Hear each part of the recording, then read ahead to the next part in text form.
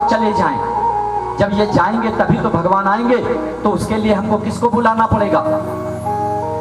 किसको बुलाना पड़ेगा? भगवान के सबसे छोटे भाई राम के कौन हैं? शत्रुघ्न जी। तो जब शत्रुघ्न को बुलाएंगे वही तो भैया मार काट करेंगे, वही तो हमारे काम क्रोध लोभ मोह का नाश करेंगे। और जब वही करेंगे तभी तो भगवान का कृपा होगी। तो क्या बाबा तुलसीदास जी ने क्या कहा?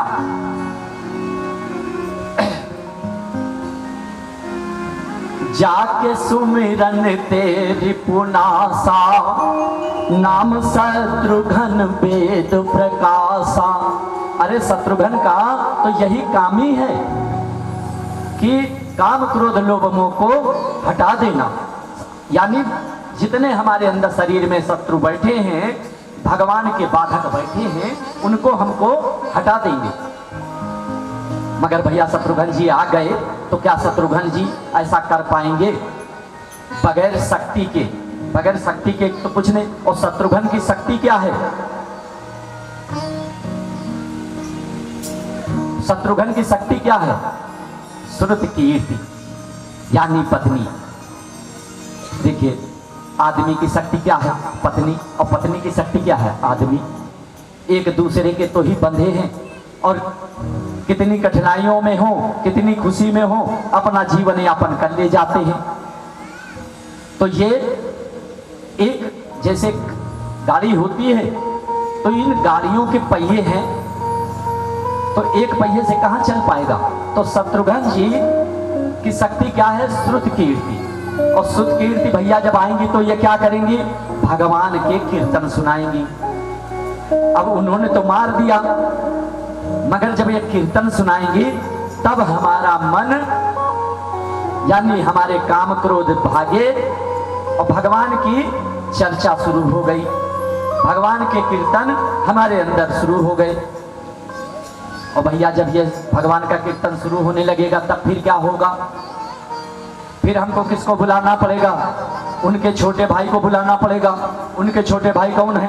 लक्ष्मण जी, यानी शत्रुघ्न, राम जी के शत्रुघ्न से बड़े भाई और राम जी से छोटे भाई लक्ष्मण जी। और लक्ष्मण क्या करेंगे? लक्ष्मण जी का क्या काम है? लक्ष्मण जी का एक काम है लक्ष्य निर्धारित करना।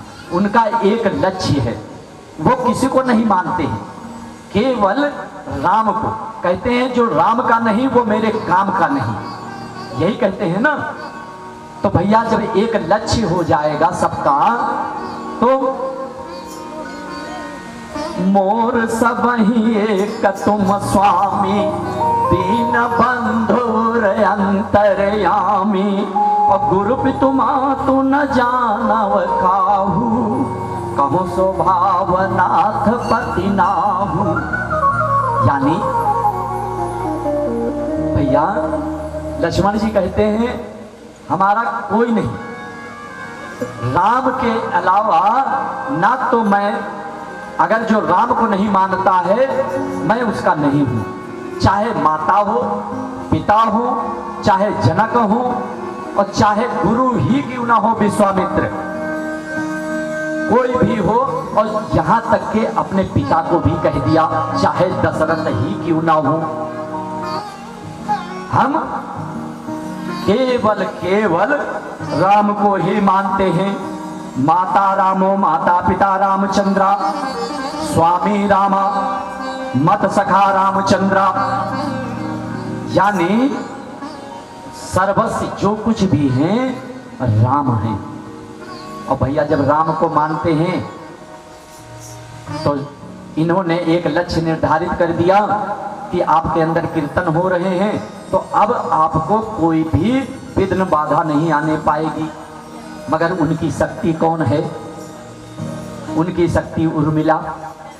और जब उर्मिला जी आएंगी तो वो क्या करेंगी? उर्मिला जी का शक्ति का क्या काम है? उर्मिला, उर माने होता है हृदय। उर्मिला जी हमारे हृदय में आ जाएंगी। और जब हृदय में आ जाएंगी तो क्या होगा?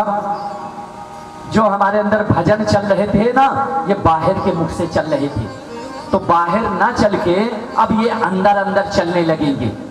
क्योंकि हमारे अंदर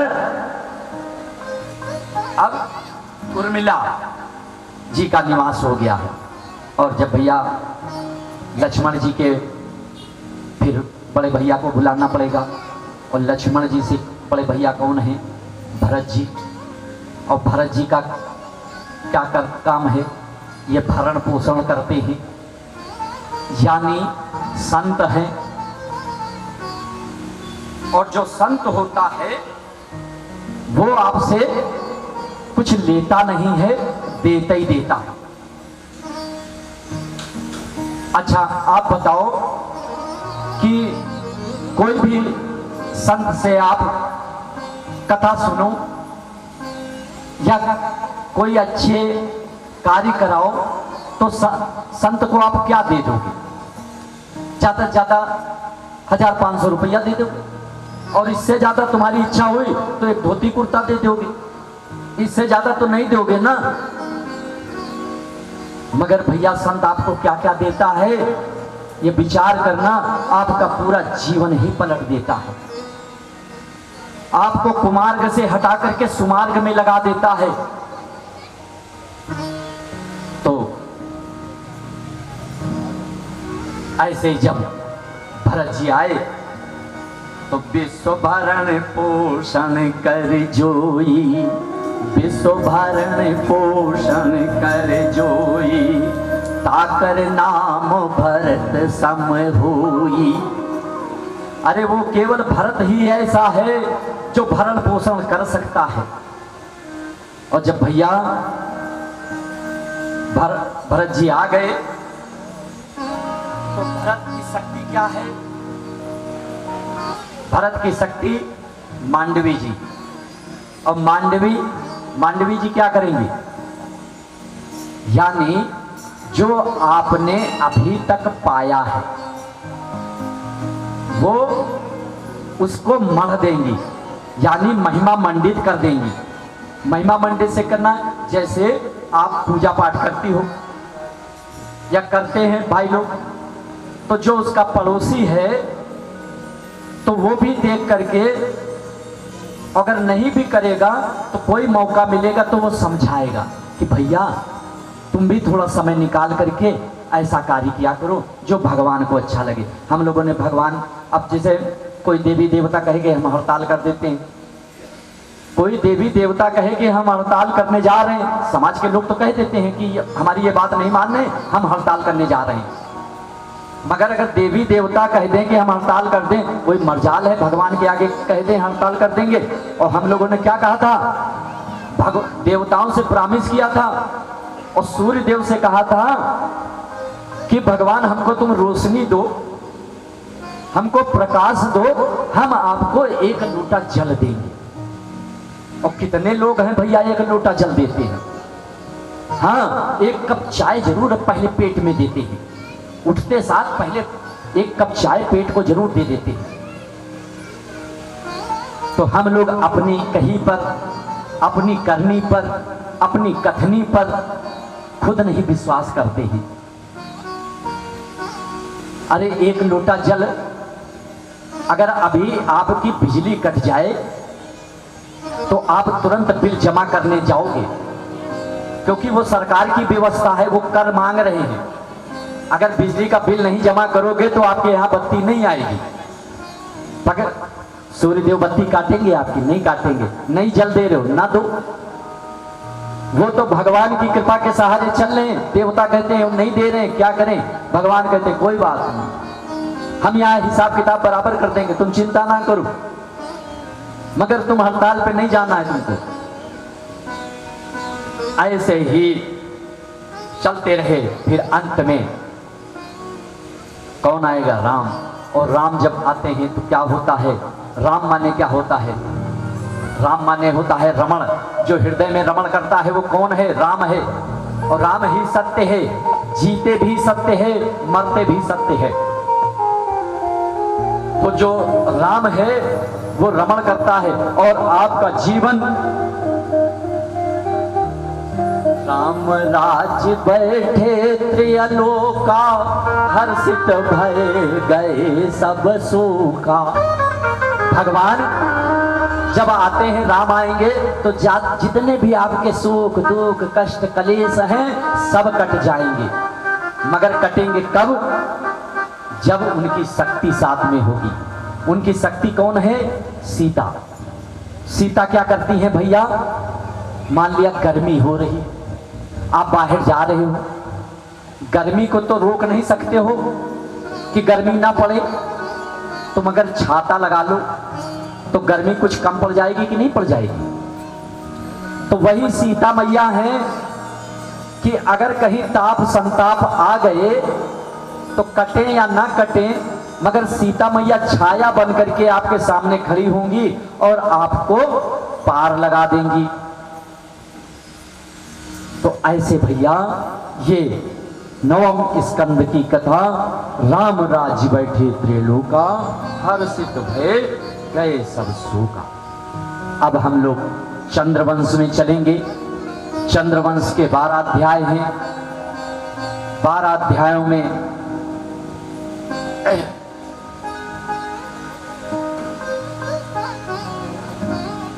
जब चंद्रवंश आया, और एक चीज और बता दें, यहां पे जब भगवान राम आ गए थे, ये तो सबको मालूम होगा राम का जन्म कब हुआ था।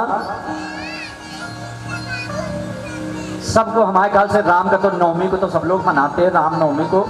अरे नवमी तिथि मधुमास पुनीता, शुक्ल पक्ष अभिजित हरि प्रीता, मध्य दिवस अति शीत न घामा, पावन काल लोक विश्रामा। अरे भगवान का जन्म ठीक दोपहर, ना धूप है न छाया है, ठीक 12 बजे हुआ था, नवमी तिथि थी। ऐसे ही भगवान कृष्ण का जन्म हम लोग सुनेंगे। तो अब हम नवम स्कंद के 12 अध्यायों का चल रहे हैं चंद्रवंश की कथा में। तो चंद्रवंश में एक राजा हुए नहुस, और जो राजा नहुस हुए तो इनके 6 पुत्र थे, यति, आयाति, सयाति, आयाति और वयाति और कृति। ये 6 पुत्र थे। मगर इनमें जो आयाति थे, ये जो काम वासना कह लीजिए, संसार से इनकी इच्छा भरी नहीं थी। और इनके 5 पुत्र थे। अब इनके जो 5 पुत्र थे, यदु, तुर्वस और द्रहु, अनु और पुरु, ये इनके पुत्र थे। तो आयाति ने अपने 5 पुत्रों को बुलाया और कहा कि देखो भैया, संसार से हमारी इच्छा भरी नहीं है, और इधर इनको शुक्राचार्य श्राप दे चुके थे कि जाओ तुम बूढ़े हो जाओगे। अब ये बूढ़े हो गए थे, तो मगर एक वरदान और दे दिया था कि अगर तुमको कोई अपनी उम्र देना चाहे तो उसकी उम्र लेकर के तुम रह सकते हो, तुम जवान हो सकते हो। अब आयात जो थे अपने पुत्रों से कहा, कौन भैया होगा जो अपनी उम्र दे के बुढ़ापा ले ले? कोई नहीं होगा, चाहे बाप मांगे चाहे मैया, कोई मांगे नहीं देगा। तो जो सबसे छोटा बेटा था, सबने मना कर दिया, पिताजी हमको नहीं देना है। मगर जो सबसे छोटा बेटा था, उसने कहा, पिताजी आप हमारी उम्र ले लो। उसका नाम था पुरु। पुरु ने अपने उम्र पिता को दे दी है। पिता जीवन यापन करने लगे, और वृतांत आया है आयाति का। आयाति 300 साल जीवित रहे। ऐसे ही उम्र मांग मांग करके 300 साल अपना जीवन काटा, अपनी उम्र काटी, फिर बच्चे की उम्र काटी। एक दिन उनके मन में आया, धिक्कार है हमारा, हम बेटे का जीवन लेकर के, और ये संसार आग का गोला है, इसमें जितनी भी आप आहुतियां दोगे उतना ही ये प्रज्वलित होगा, तो क्या करें। अब उनके मन में आया, धिक्कार है, बेटे का जीवन लेकर के, और बेटे को बुलाया और कहा, बेटे अब तुम ये सारा राजपाट संभालो। और 4 बेटों से कहा कि जाओ, तुमने हमारा मान नहीं किया और तुम्हारे अब कोई औलाद नहीं होगी। चारों को श्राप दे दिया और पुरु को जो है वरदान दिया कि तुम जो है राज्यपाट संभालो। अच्छा, जब ये आयाती ने संभाला तो पुरु के वंश में, अब पुरु ने राज्य संभाल लिया था, तो पुरु के वंश में एक राजा हुए थे दुष्यंत। दुष्यंत के बेटे भरत हुए, और जो भरत जी थे, देखो भारत में 3 भरत हुए, तभी ये भारतवर्ष अजनाब खंड तो नाम था, मगर भारत जो प्रसिद्ध हुआ इन्हीं 3 भरत के वजह से भारत प्रसिद्ध हुआ। पहले भरत कौन थे? राम के भरत। ये भरत के राम जो थे, ये कौन थे? ये संत भरत थे, यानी योगी भरत कह लीजिए, संत भरत कह लीजिए, ये थे। दूसरे भरत जड़ भरत थे, ये कर्मयोगी थे, नहीं, हाँ। और तीसरे थे दुष्यंत के। दुष्यंत के भरत ये ऐसा था कि ये जंगल में, जब इनका जंगल में जन्म हुआ था, और ये वहां पे शेर चीते होते थे, उनसे लड़ते थे बचपन में, इसलिए ये जो है कर्मयोगी, अपने कार्यों के द्वारा ये प्रसिद्ध हुए। तो ये 3 भरत हुए। और इधर सूरसेन के बेटा वसुदेव और इनकी 7 पत्नियां, वसुदेव की 7 पत्नियां थी ना, इनकी 7 पत्नियां थी। और संक्षिप्त में भगवान का परिचय जान लो। भगवान का जीवन काल, कृष्ण भगवान का जीवन काल 125 साल का है, जिसमें से ये 11 साल वृंदावन में रहे और 14 साल मथुरा में रहे और 100 साल द्वारिका में रहे। ये इनके जीवन का है। एक बार ऐसे ही हुआ कि कथितो वंश विस्तारो भवता सोम सूर्यो राजं क्षोभं वास्यानां चरितं परमाद्भुतम्। एक बार ऐसे ही भगवान तो भगवान कृष्ण चंद्रवंश में चलने से पहले एक भगवान को ध्यान कर लेते हैं और वही संसार को बचाने वाले हैं, तो उनकी अरदास कर लेते हैं कि भगवान आकर के हम सबको इन कष्ट कलेशों से बचाओ। डूबतों को बचा लेने वाले मेरी नैया तेरे हवाले। डूबतों को बचा लेने वाले। रिमझिम रिमझिम बरसात हो रही है। वसुदेव जी लेकर के जा रहे हैं और इधर भगवान का ध्यान करते हुए जैसे बने कोई समस्या आ ही नहीं रही है, और भगवान के पास में आकर के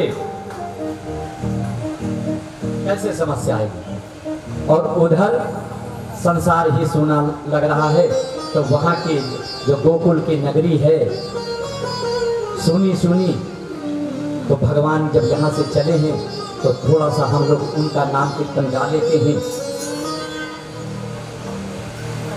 सुनी है गोकुल नगरिया, आजा आजा संवरिया।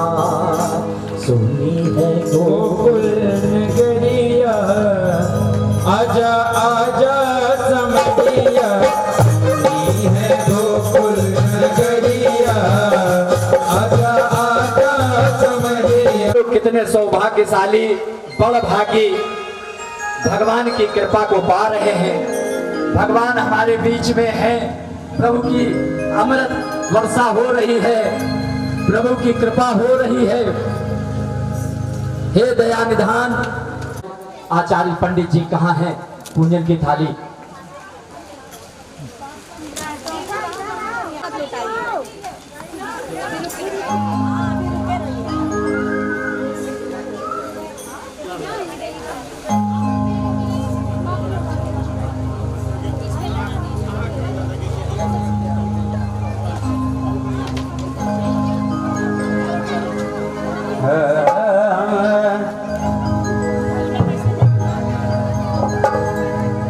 सब लोग बैठे रहेंगे अपनी जगह पे, ऐसे व्यवस्था बिगड़ेगी, है ना।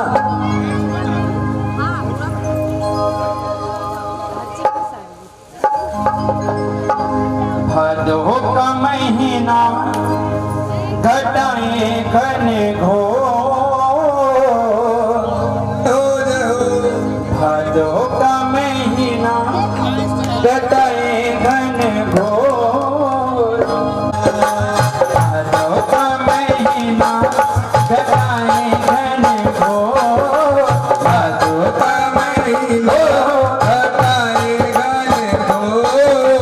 आधी रात गुजर में गुणत वर्णन किशोर, आधी रात गुजर में गुणत वर्णन किशोर।